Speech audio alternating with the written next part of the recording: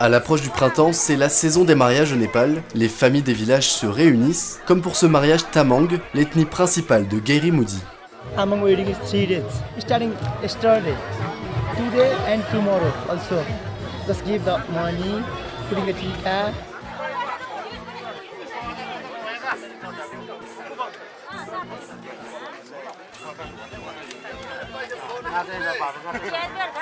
We are coming home, not here. We are going from very far.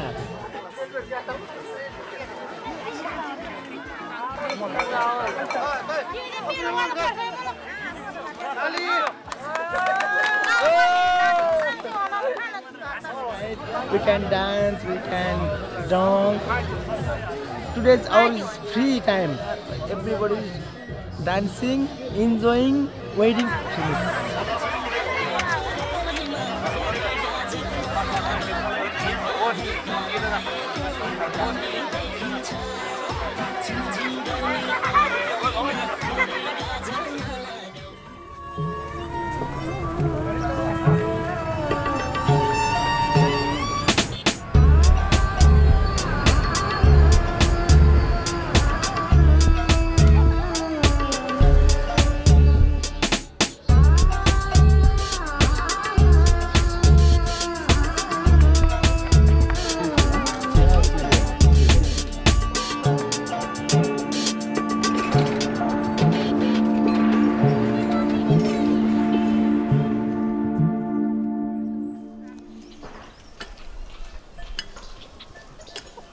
Direction Salmé, les 3 volontaires, Paul, Gaëtan et Karine, terminent la maçonnerie de la future maternité.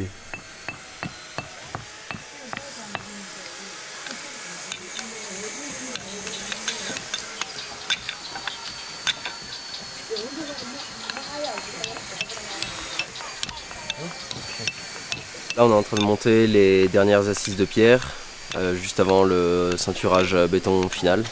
Et tout se passe bien, ça avance tranquillement, on a un petit effectif en ce moment mais ça avance.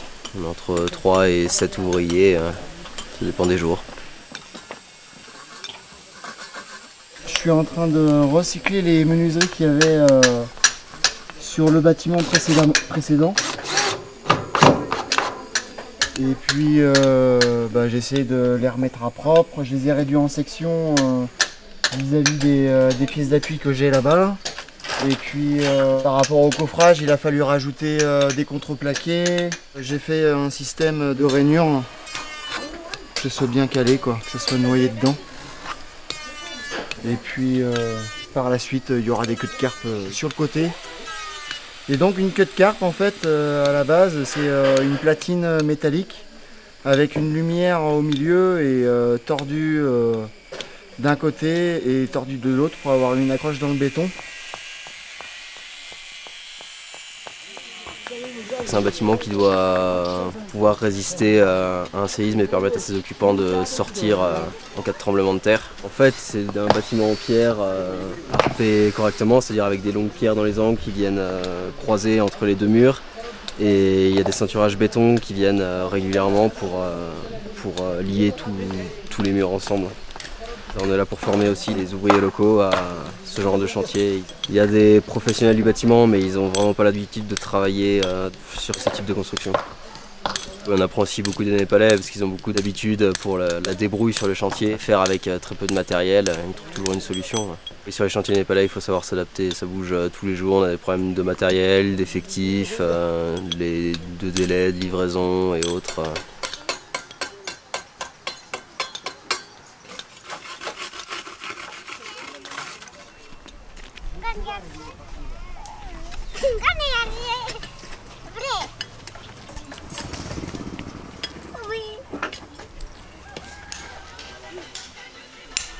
Deux semaines plus tard, place au jambage.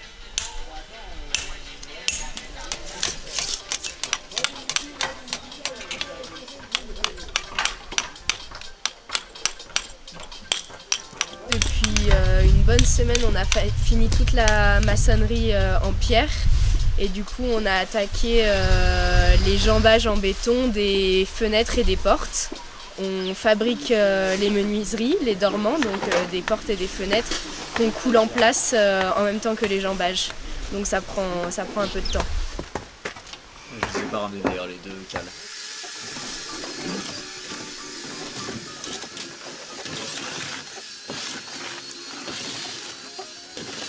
Ce matin on a préparé le coffrage et là les ouvriers sont en train de gâcher le béton pour commencer à couler les jambages de la deuxième porte. C'est-à-dire les parties verticales en béton qui vont de chaque côté de l'ouverture. On est obligé de tout couler d'un coup dans la journée. Pour éviter d'avoir des ruptures dans le béton, on doit le faire sans interruption.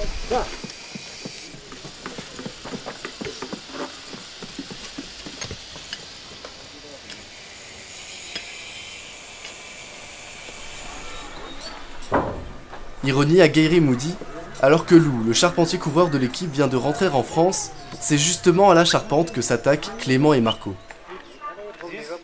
Moi je suis revenu de congé il y a à peu près une semaine et Lou avait préparé en fait tous les bois à couper. On a reçu une nouvelle livraison de bois donc on a fini cette préparation là. Et bon entre temps Lou a dû rentrer en France donc on perd notre meilleur élément sur l'action. Alors clairement c'est plus difficile quand il n'est pas là mais on va essayer de faire au mieux. On a assemblé déjà 3 fermes, on est en cours de faire la 4e. Ça se passe plutôt bien. Les deux ouvriers apprennent assez vite à utiliser les machines. Ils comprennent assez bien le fonctionnement de la ferme triangulée. Donc c'est chouette, ça roule bien. On n'a pas beaucoup d'ouvriers en ce moment, donc c'est un petit peu un problème. Mais en même temps, pour leur apprendre petit à petit, c'est plutôt une bonne chose.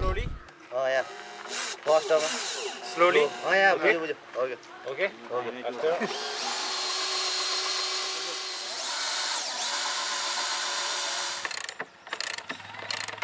Look, make it, and put your hand here. Au Népal, on a un problème de longueur de bois.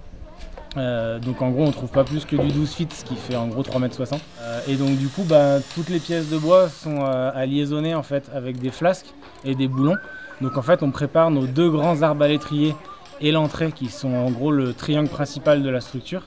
Et ensuite, les petites pièces de bois, on les met en place une par une en fait en haut sur une plateforme qu'on a créée pour pouvoir travailler et assembler la ferme quasiment sur place. Parce que si on l'assemble en bas, elle fait près de 8,50 m de long. C'est du bois vert, donc pour la lever, c'est juste impossible. En gros, on va répéter cette opération encore une vingtaine de fois pour faire toutes les fermes courantes des bâtiments. Et on a lancé la dernière commande de bois pour faire les raccords entre les bâtiments, arrêtés et nous, qui sont des structures un peu plus complexes. Mais on devrait recevoir du renfort normalement mi-mars. On a un nouveau volontaire qui va nous aider, un charpentier. Donc du coup, on pourra bien booster pour la fin du chantier. On va vraiment plus vite qu'on pensait. Composer les fermes et le lever. On a un vrai bien esprit d'équipe. Il y a 8. Tous les villages et même les profs de l'école, ils sont très intéressés à ce qu'on a fait aujourd'hui. C'est quelque chose une structure qu'ils n'ont jamais vue. Quand on travaille avec le bois surtout, à couper droit, à faire des trucs qui soient vraiment droits ici. Et donc, c'est une chose que je découvre aussi. Vrai, oui, j'apprends en même temps que les Népalais et même un peu moins vite, si je peux le dire.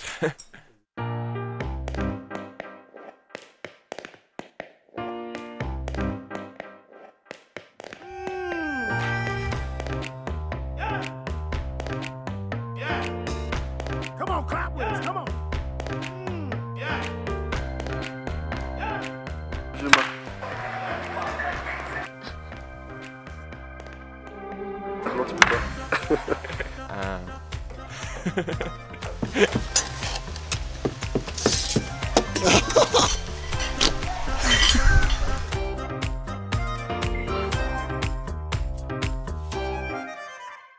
Salut les gars, écoutez, je vous fais une petite vidéo depuis la France. J'ai été très content de bosser avec vous, ça a été une super expérience. De vous avoir à mes côtés pour travailler, c'était vraiment un très grand plaisir. Je vous fais confiance pour faire une super école et j'espère qu'on se reverra très bientôt. N'hésitez pas à m'appeler. Des bisous.